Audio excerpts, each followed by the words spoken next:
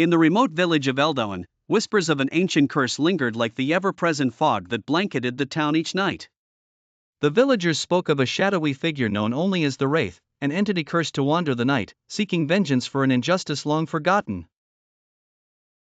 Few had seen the Wraith and lived to tell the tale, but those who had described it as a formless specter, its eyes burning with malevolent fire. Luna, a young and skeptical historian from the city, arrived in Eldowen with the intent to dismiss the legends as mere folklore. She rented an old, abandoned house on the outskirts of the village, determined to uncover the truth behind the tales. The house was a monolithic structure, its wooden frame creaking with each gust of wind, and its windows covered in thick layers of dust that filtered the light into eerie shadows.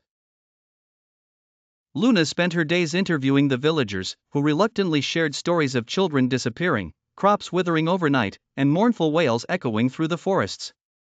Yet, every night she found herself more intrigued and less convinced that these were mere superstitions. On the fourth night, as the clock struck midnight, Luna heard a series of whispers carried by the wind. She followed the sound to the edge of the forest, where the trees stood like silent sentinels. There, she found an old, worn gravestone, its inscription barely legible through the moss and grime. Suddenly, she felt a chilling presence behind her, and as she turned, the air around her grew cold, and the shadows seemed to deepen. The Wraith stood before her, its eyes glowing with an insidious light.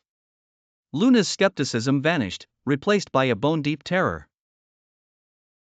The Wraith spoke in a voice that seemed to come from all directions at once. "You seek the truth? Then know it, and be cursed as I am." Frozen by fear, Luna could only watch as the Wraith reached out a spectral hand and touched her forehead. Visions of the past flooded her mind: a wrongful execution, a family torn apart, and a curse laid upon the villagers by an innocent soul seeking justice. When the vision ceased, she found herself alone in the forest, the gravestone